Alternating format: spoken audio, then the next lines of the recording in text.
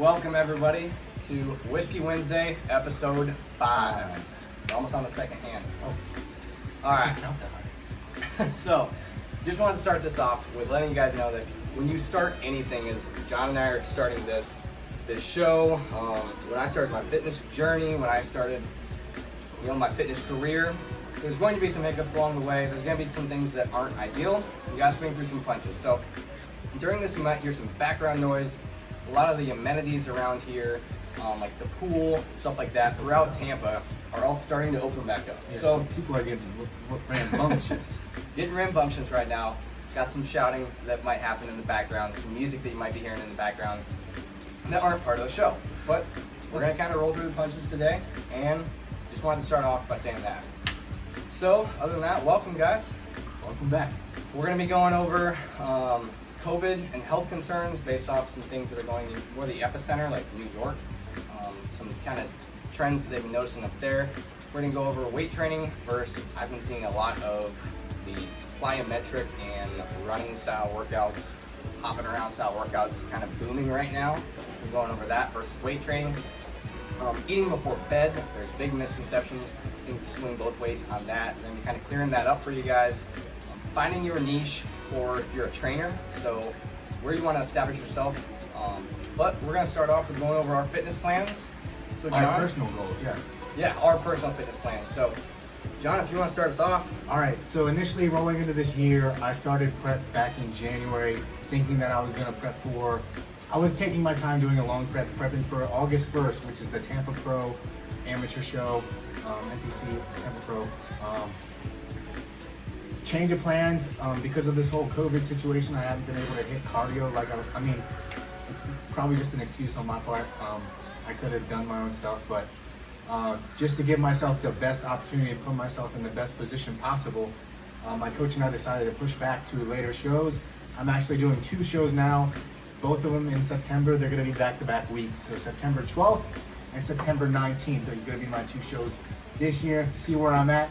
And then maybe push for nationals in November in Miami. But those 2 shows, the 12th is going to be in Tampa, and the 19th is going to be in St. Pete. So that's going to be a cool one. That one's going to be also a pro show as well. So there's going to be a lot of big name athletes there that I'm excited to see. Is that going to be Tampa Pro going to be one of those? No, the Tampa Pro is in August. Okay. So that's still going on. The first weekend in August, that's still going on as of now. But I'm not competing in that one. I'll be competing the following month, so September. That was the show I was supposed to do, but I'm pushed back. So one thing that we kind of skipped over, didn't happen in the show notes, the whiskey and the cigars that we're smoking. Yeah. So I'll start off with the whiskey before I get into my fitness goals. Drinking normal Crown Royal, what do they call it, standard, regular, original Crown Royal. Yeah. We couldn't get our hands on the peach, so we're doing the original. We got recommended the peach. So for those of you who recommended that, we are going to be trying to get that as we find it. But this is my sister's fiance's favorite drink. He does Crown and Coke. I'm just drinking it straight. I like this more than Maker's Mark, I will say. Maker's Mark's still one of my favorites. I know you're more Maker's Mark. You want to go over the cigars? So right now we got this acid Kuba Kuba. It's one of my favorite cigars actually. I smoked these. These are one of the first cigars that I smoked back in Kandahar Airfield when I was deployed. They had these at the post exchange, or whatever. I forget what it's called, AFES or whatever they call it on an airfield. I think it's still AFES PX post exchange. But they had these cigars and they leave a good taste in your mouth after you smoke them. These aftertaste for these are probably the biggest cigars I've ever had. That I absolutely love the aftertaste on these. And if you just like tasting cigars, these are a good one. That if you're in a place that you can't necessarily smoke, you're walking out in public or something like these taste really good just off the leaves. So I think I'm probably gonna get a few more of these. Oh, for sure. Going into, like you said, these are more of a medium-bodied. The Crown is more full body flavor. And it was first developed, the reason it's Crown Royal, so it was developed for the King and Queen of what, England? England, yeah. When they first came to visit Canada, they gave them as a gift. They gave them this as a gift. So this was was first developed for the King and Queen. So that's pretty cool. I'm a big roots, especially with cars. I'm a big roots guy, where it actually came from. So that I like the story behind this one. You can definitely tell by the markings on it that it was made for a king and a queen. So getting into my fitness goals currently is I'm at around 11% body fat at the highest weight. I hit 170, 170 pounds. Now it's about 11% body fat after I dropped about 5 pounds. So I'm already in pretty low. I want to see where I'm at 6% body fat is what I plan to get to initially.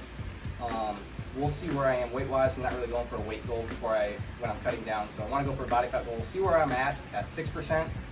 See if I want to go any further. I'm always at a lower body fat level. So see where I'm at 6%. Our goals are more for looks, aesthetics, rather than weight goals. Like I tell everybody asks me like, because I compete, what am I trying to get down to? I don't know. I tell everybody I just don't know. Like my coach doesn't even know what we're trying to get down to. We know that we're trying to be at a heavier weight than we were last time on stage, but we're going for a specific look. So whatever that look ends up being, that's what we're happy with. Absolutely. And then I'll be going into probably the most aggressive and structured bulk I've ever done. I'm thinking I want to cap out 190 to 200 on, so might actually make it to the 200 mark. We'll see how I'm feeling, how I'm looking. I might coach him. He's trying to get in the plug for that. But no, he probably isn't going to start to coach me on the next bolt. But cutting right now, no time frame on it. I'd like to be there in the next 2-3 months, of course. But Summer bodies. Yep. So once the beaches open up, hoping some of them are starting to open up. We're going this week. We're going this week. Yes. So going into reopening is we're starting to see businesses reopen, and so it is going to be interesting to see how this virus reacts to reopening, and in the fitness field, how the health community and health reacts to this. Are people going to be very, very concerned? Are people going to be very shy? Utah was kind of the first to open up their gyms. Georgia did. So we work for Crunch, so our sister locations up in Atlanta, they recently opened this week. I'm excited to see how they're doing. They opened up this past Friday, so it'll be a few days. So it'll be interesting to see and kind of see how their market reacts, because there's probably going to start to be some similarities there. Whereas when Utah first opened up, we can't really base off all the trends that they were seeing, because they were the first to do it. So people are still going to be kind of skittish and shy.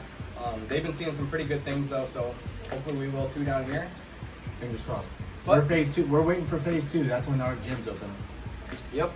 So it's looking like the 15th. Not a definite answer, but it is looking like the 15th is when we're going to hopefully be able to open. So let's get right into it. We'll go over first is the COVID and some of the things that they've seen, the health concerns in New York. Some people were finally able to do a study as far as I think it was New York University. New York University that did a study on what they were seeing as far as the New York patients going in that were tested for COVID and those things coming back. So the biggest thing that they saw is about 90+%, I believe it was 94% That were hospitalized. of the people that were hospitalized and tested for it did have underlying health conditions. So you do have to factor in some of those health conditions you can't control. So type 1 diabetes being one of those things that's just part of your life, and you have to structure your life around that. So those are things that you can't control. We want to focus more on what you can control.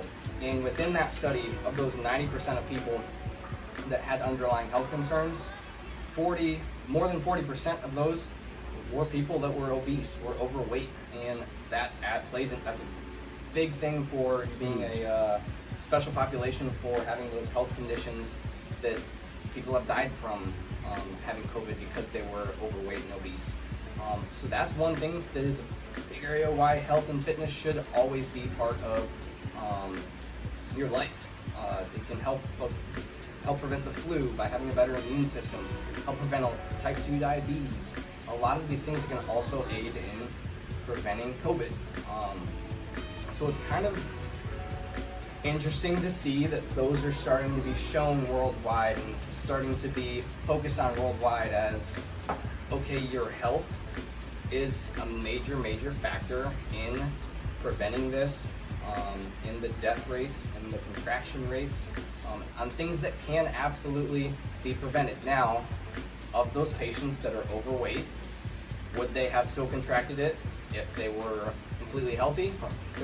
There's a less chance that you could have, but there's still a chance that you could have gotten it. They wouldn't be affected as much. They wouldn't Yes. be needing to be hospitalized. Well, let's say they might not be able to or have to be hospitalized. There's still a chance, but having a healthier immune system, having a healthier body is going to keep that chance lower than 40% of people who are being hospitalized with this are obese. So about 6 to 10% of the people that had COVID were people who were perfectly healthy. So it's still possible to get it if you're perfectly healthy, but 6 to 10% of those people were perfectly healthy. 90+% were people who had underlying health concerns, and that's what we want to really focus on. Yes, this is a serious virus. Yes, you can still get it if you're healthy. You can still die from it if you are healthy, but there's a lot less likely chance. So that's where we want to really focus on is, if you guys are in that area where, not to kind of do a shameless plug, but reach out to us, get coaching, get tips. We give tips away. Follow us on social media. We give tips away so you can start your fitness journey. Consider a coach. Consider doing your own research on health and fitness, on what you should be doing. We're going to be going over what you should be doing when you are getting into your fitness journey, what you should be focusing on. But those things play into your overall health and wellness, your longevity, your life, just having a happier, healthier life. So that's what we want. And looking better. And, looking better. That's completely what my goals are. I don't want to compete at all. But yeah, if you want to look better and that gets you to be consistent, that's perfectly fine for your why. So health should absolutely be your priority. Now, when you're getting into fitness, weight training versus cardio and plyometrics. Weight training is where you want to really focus on the bulk. We're talking about just the training aspect, not the nutrition. Yeah. So when it comes down to nutrition, is definitely one of the biggest parts of it. But when you come down to the actual training aspect, weight training, I'm seeing a lot more of these. I'm not going to say the programs that are going on. I won't throw shade at anybody, but especially all the home workout videos that we've been seeing. Home workout programs that are like, okay, this is the best program to get shredded no matter what, if the gyms are open or not. So, weight training. Why do we want to focus on weight training versus cardio? We want to focus on weight training, strength training, resistance training, whatever you want to call it, because we want to build lean body mass. If you're going to do all this plyometric cardio-based workouts, you're going to lose the fat for sure, but what's going to happen when you lose all that fat? What's going to be left after you lose all that fat? People want to lose this fat because they want to look better, they want to be more defined, but you're not going to be defined if you have no muscle to show when you cut this fat off. So we want to build lean body mass, which is going to increase our metabolism, which is going to help us lose fat in the long run, and then we'll look better by having more defined muscles, larger muscles. So when you're doing this cardio, and cardio should absolutely be part of your program. We're not saying don't do it. We do it. It's going to help you burn more calories while you're doing it. So also when you focus on that, you look at the marathon runners, and yeah, I mean, they do have good physiques, really. Maybe not the physiques we want. Not our goals, yeah, but they are shredded. They are shredded. If they stop marathon running, they're not going to gain a lot of fat very fast. They have great muscle tone, but they have different types of, they've trained for their different types of muscle fibers than what we're going for, but chances are you're not a marathon runner. Chances are, now if your goal is marathon running, you should absolutely be running. But hopping on a treadmill and walking or jogging for 30, 45 minutes is not going to get you to that point where you're putting on that muscle density or muscle size that you want to be able to maintain these results. And we're training our clients to maintain results for their life, to educate them for their life. That's where we want to be. So you want muscle density. Cardio, you want to think of that more as burning calories while you're doing it. And then depending on the type of cardio that you do, if you do true HIIT training, which you're probably not going to do HIIT training for more than 15 minutes, you're going to be pretty gassed. About like on average. True HIIT training is like RPE like 8 or 9, so it's like high intensity, like you're going all out. You're not going to be able to like sustain that for a long period of time. People think HIIT training is going to like real, like you can go for an hour. No. If you can go for an hour, you're it's not going straight to you. You're not doing HIIT training.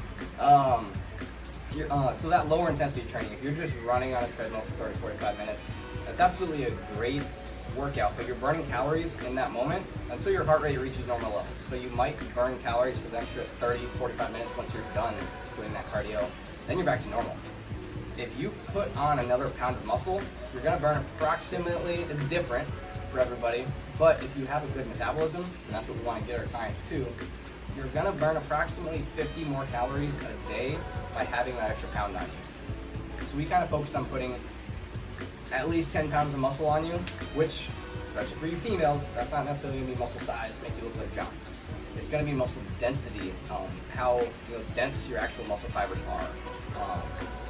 That's gonna give you that good physique, and that's gonna also keep your metabolism up. So your metabolism is gonna keep burning.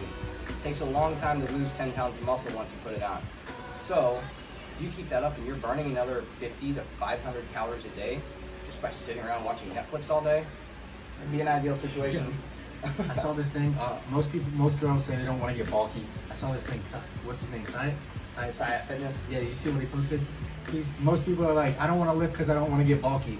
And then what he posted was like, it's like saying you don't want to become a NASCAR driver because you're driving or something like that. Yeah. You don't want to drive because you don't want to be a NASCAR driver. Yeah. Like you're not going to be a bodybuilder. You're not going to get people like I put in effort, multiple hours a day, eat the right foods to become this. Weighing out everything.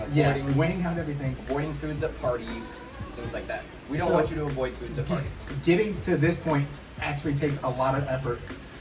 Resistance training for an hour a day, 4 days a week is not going to get you to this point. You're not going to get here accidentally. You have to put in effort to get here. So you're not going to get bulky just by lifting some weights. We want you to put on some good lean body mass, so then you're going to have that shape that you want to have. Absolutely. So, kind of on a broad scale of things, is if you put on this muscle density and you get that going, you're going to burn more calories by simply being alive. That's going to help you maintain those results long term. That's going to help you burn that body fat, burn more body fat while you're not in the gym as well. That's also going to help you keep that body fat off long term. So for women, if you go into, if you have a kid, that higher muscle mass is going to help you rebound on your fitness journey after you have that kid. If you're a male, there's times where life gets crazy for you. Like now. You gotta stay out of the gym for a while. I've probably lost a little bit of muscle mass. I'm gonna have that muscle memory, so once I get back into it, I'm gonna bounce back pretty quick. Especially on the strength training side of things. I've definitely noticed strength. Strength will go away for a little bit, but once you get back into it, that muscle memory is gonna come back quick.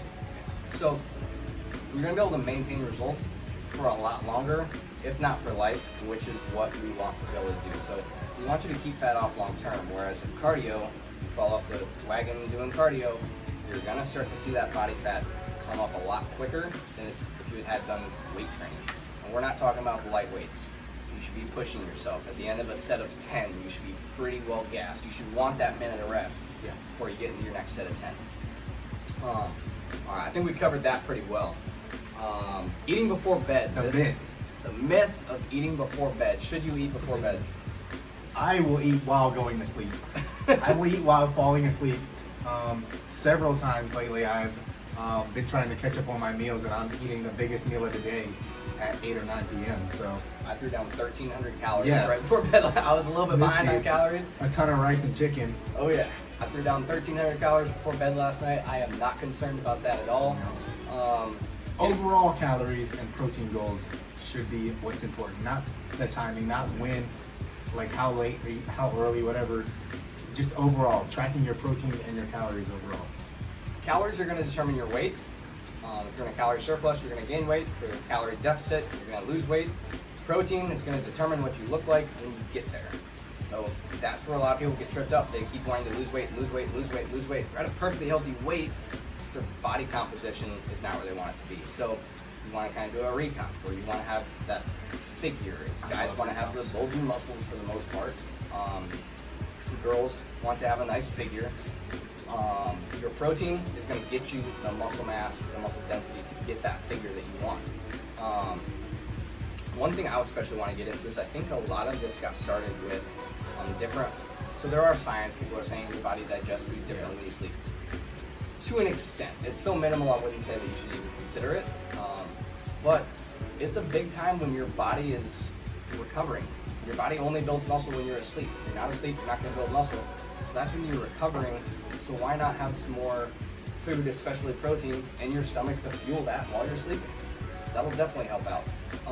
Your body goes into recovery mode.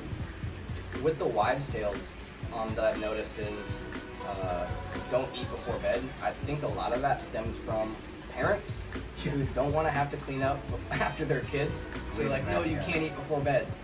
So now they're not trying to, when they're tired, they want to go to bed themselves. The last thing they want to do is have to do more dishes, have to cook another meal, have to prepare another meal for their kids. And I think a lot of these influencers are putting out like this. They want to like do something different on social media, so they're gonna put out stuff like this. They're gonna say, "Oh, you shouldn't eat before bed. You shouldn't eat after this time. You shouldn't eat carbs late." Something like that.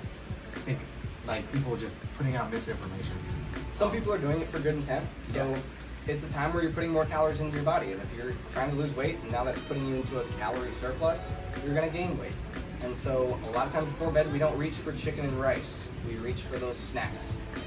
Which is what I did as a kid. I would go through a whole Pringles can as a kid. But if you plan one of your meals, if you plan ahead, plan one of your meals late at night, you're not gonna reach for those snacks. So that's another way of looking at it. If you do want those snacks, for those people that are more lifestyle clients, is what I typically do. I grew up with a milkshake before bed, dang near every single night. So I was trying to gain weight though. Now, playing football. At that time, I wasn't doing it the right way. But the right way to do it now for me is I'll have my meal, then I'll have my milkshake. Not having a pint of ice cream anymore. My stomach is too full for that.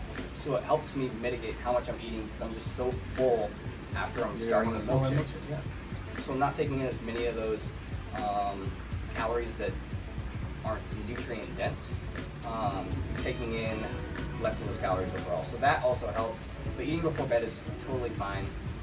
You're also going to stay anabolic into the night a little bit longer, having that protein right before bed or an hour before bed, something like that. And I don't know about you guys, but I sleep better when I have food in my stomach. When I'm hungry, I'm not going to sleep good. I'll be waking up multiple times in the middle of the night. When I get deeper impressed, I like to drink a lot of water right before bed because then it's going to help me feel fuller, but I'm going to wake up a few times in the middle of the night. And It's sacrifices. I'll sleep better when I'm fuller though. And if I have to wake up in the middle of the night and go to the bathroom and I'm hungry, there's a lot more likely chance that me and many other people are going to reach for those foods that they shouldn't be. So if you go to bed on more of a fuller stomach, that's going to help prevent, if you wake up in the night to go to the bathroom, it's going to prevent you from going over to the fridge, seeing what's in there, or the pantry and seeing what's in there.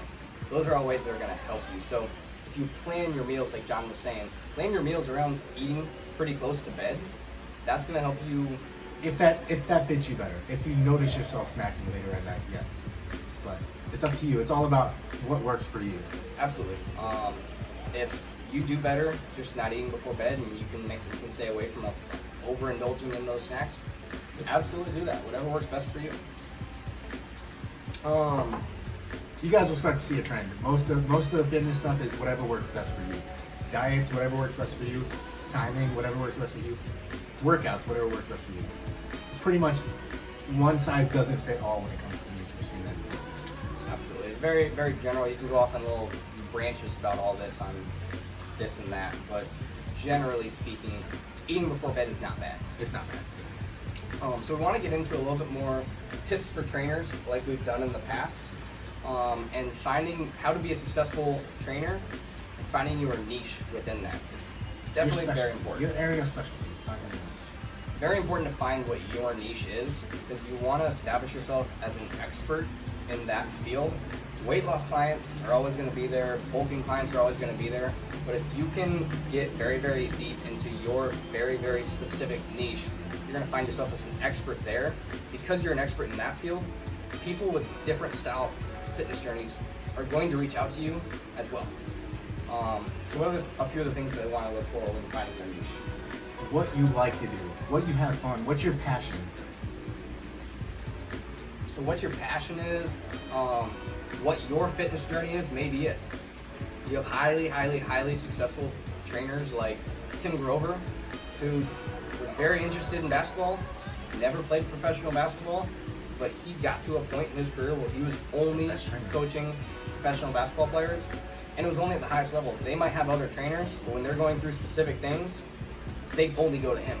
And and they fly out to see him. They fly him out to see them, whatever it may be. So he established himself as an expert in especially the NBA field. So that's what you want to do, is whatever your journey is or whatever you are interested in, is put out that kind of content, advertise yourself for that kind of content so that you're the expert there.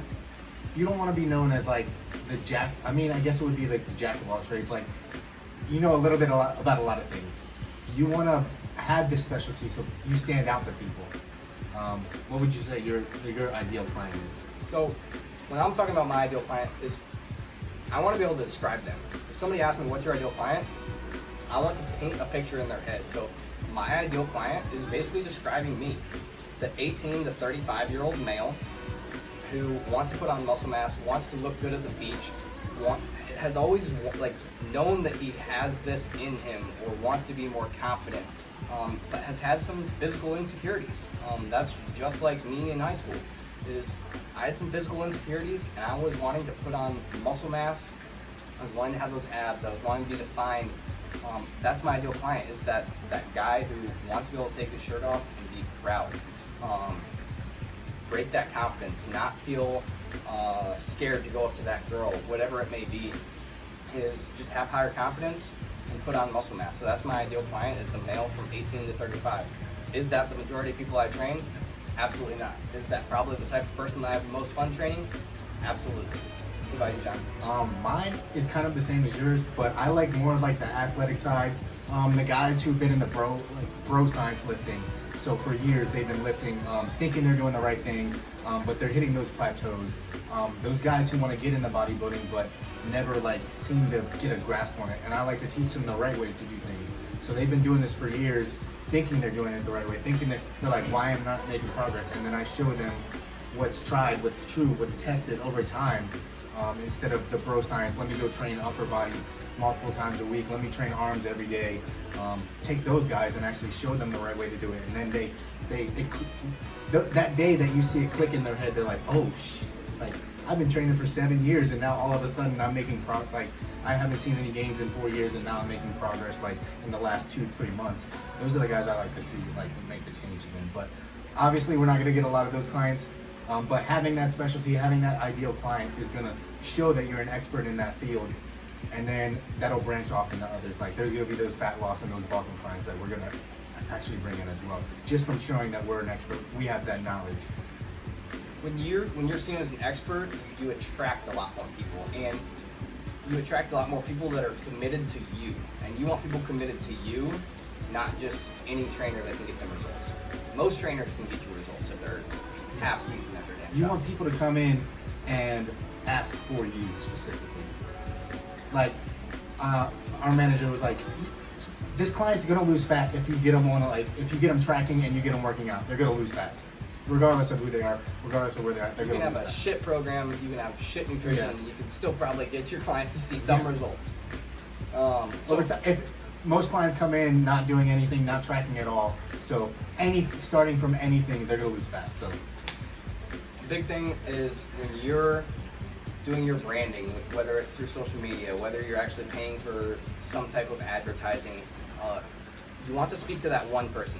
When you're trying to speak to that one client, that ideal client that you want, when I'm trying to speak to that 18 to 35-year-old male that isn't confident, that wants to build muscle, there's a lot more people that are going to connect with that. They're going to be like, he is speaking directly to me, I need to go train with him.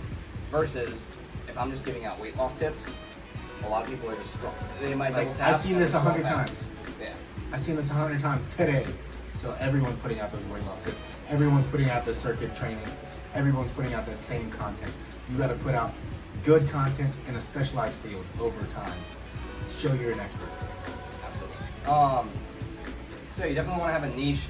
That's going to help you just pulling clients from any general area. So if you're starting out as a trainer, is attack one specific spot, try to speak to one specific person.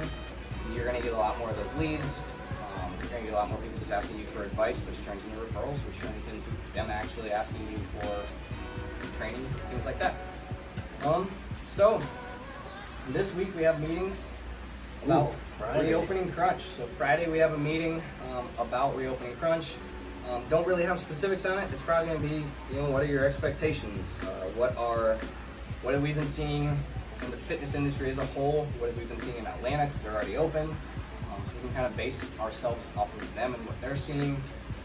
Different things are changing so much. We were supposed to open up between the 1st and the 10th. That's not going to happen. So there's a lot of different things coming down. So we'll get some answers, as well as just, how to open back up, and things that, Crunch as a company is kind of expecting, and what should hopefully help us as trainers get clients, maintain clients, things like that. Beaches. We're going to be going to the beach this week, huh? We're going to the beach this week. So the beach is reopened in Tampa as of today. So beach is open today at 7 a.m. So we're excited. We're going to hit the beach on Wednesday. It's my girlfriend Chelsea's birthday. So we're going to go down there for her birthday. We're calling it Cinco de Chelsea because it's her birthday right after Cinco de Mayo.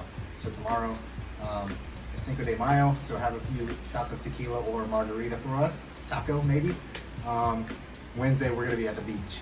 After I gotta take a final exam. My last final is on Wednesday morning. So after I crush my final, we're gonna head down to the beach. There we go. Probably going to the beach again because yes. Right after his girlfriend's birthday is my girlfriend's birthday. Back-to-back birthdays. Next week, his girlfriend's birthday. So we'll be going again, but finally enjoying some time at the beach. We're gonna keep open back up. We're gonna maintain that social distancing though. We got a small group. We've all been hanging out together, so we're really worried about us personally, but we're gonna maintain our space from other people. Yep. So it'll be cool. Get back to the beaches. Soak up some sun finally. I'm a little pale. We are constantly pumping out content, pumping out stuff on our stories, on our main pages, on Instagram. So if you guys are seeing us for the first time here, know that you guys can follow us, and you guys should follow us on Instagram as well. John is at officialjdfit, D as in dog. I am at Jake Block Fitness, BLOCH, just like the title is on this show. So make sure you guys are following us there, as well as... We're both cutting right now, so you can follow him for his cut, me for my prep. I announced that I'm doing 2 shows, so my prep is like officially getting underway. I'm starting to do cardio. I'm starting to get deeper into my, well, not deeper, but getting more into my prep. So you can follow me for more updates on that, see how I do it, and see if you want to take tips from my prep.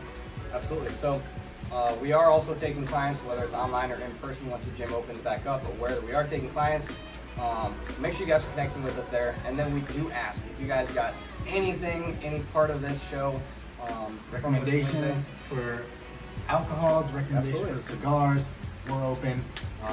Just let us know. And if you guys got anything from this podcast or this show, I might have just dropped something that might be happening later on. But if you guys got anything from this YouTube series, then we do ask that you like it, that you guys subscribe, and that you guys share it with at least one friend or on your social media pages. If you guys share it and tag us, we may be giving shout outs on here too, so that'll be pretty cool. For sure. But yeah, make sure you guys got anything from this. It's free, so we ask that you guys do share it with a friend, and continue to help us grow this so we can help more people.